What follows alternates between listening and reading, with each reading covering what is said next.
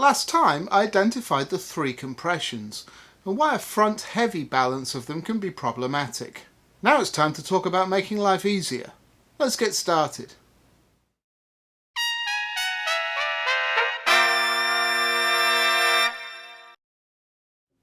Hi, I'm Brian from Airflow Music. Alongside publishing our books for brass players, we're releasing a bunch of videos with tips to make brass playing easier for you. So if you're new here, please subscribe to the Airflow Music channel so you're notified of all of our videos.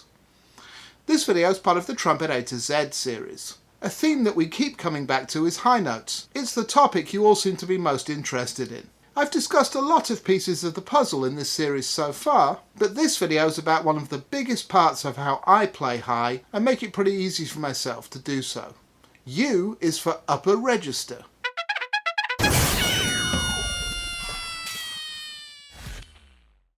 In the last Trumpet A-Z, T for 3, we talked about the three compressions. If you missed it, it'd probably be a good idea to go back and watch it before we get into this video.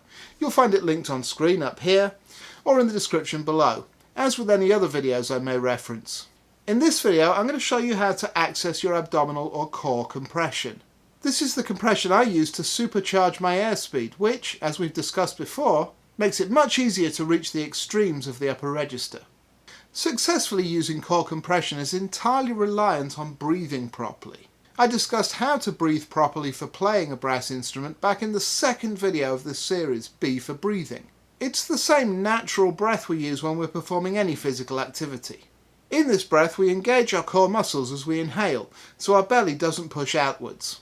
Instead it pulls in and our chest rises up as our lungs fill with air. With the muscles engaged we have control not only over our air, but also our best physical foundation for any movement we may need to make. Be it playing a sport, lifting something heavy, doing yard work, or even playing a brass instrument. The tweak I asked you to make when playing a wind instrument is that once the chest rises up, it should be held up for as long as you're playing, despite the natural inclination for it to drop as the air supply is used up. This is better known as breath support. Again, recap B for breathing if you didn't see it. This was all explained in greater detail in that video, and it's central to getting core compression working.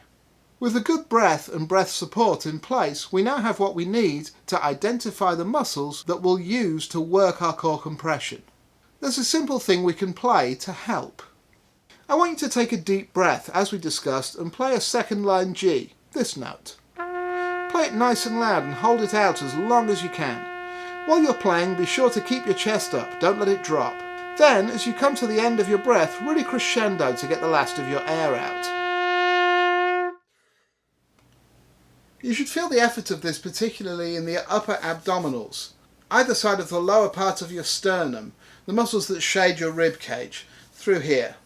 These are the muscles I lean on to apply core compression when I play in the upper register. Pause this video and try it a couple of times to make sure that you identify them for yourself. To put this into practice, let's revisit the flexibilities I talked about in the earlier video F for falsetto. Again, it's worth checking out if you haven't seen it. Whether we're starting with a triad, a dominant seventh arpeggio, or a full octave of partials, I want you to try and get the feel for moving up and down by leaning on your core compression as you ascend and releasing it a little as you descend. To help with this, I want you to imagine that the air supply is a ball that sits here behind your sternum. I want you to support the ball with the upper abdominals as if holding it with your hands like this. To move to a higher pitch, simply roll the ball inwards and upwards. And to descend, do the reverse.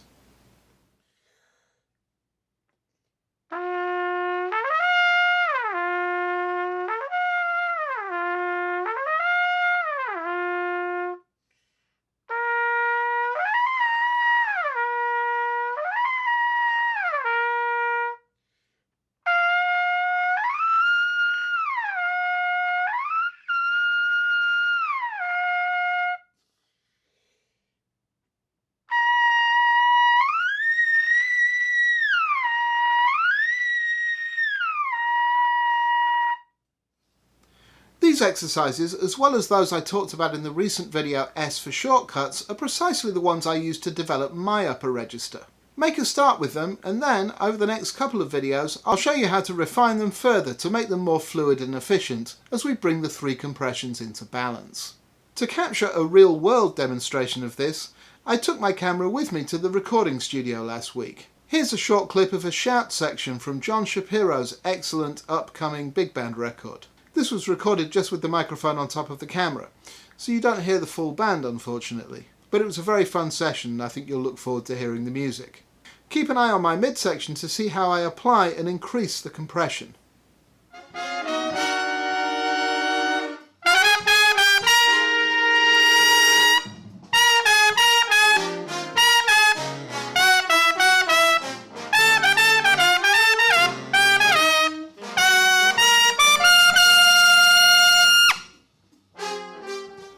I hope you found this video helpful. If you have any questions or other feedback about it, please comment below. Otherwise, please hit that like button, subscribe to the Airflow Music channel and share this video with your friends on Facebook and Twitter. I'll be back on Monday with another exercise of the week and again next Friday with more Trumpet A-Z. In the meantime, please visit airflowmusic.com and check out the various books, exercises and other merchandise we have on offer. All sales directly support making these videos. I'll see you next time. Now, go practice.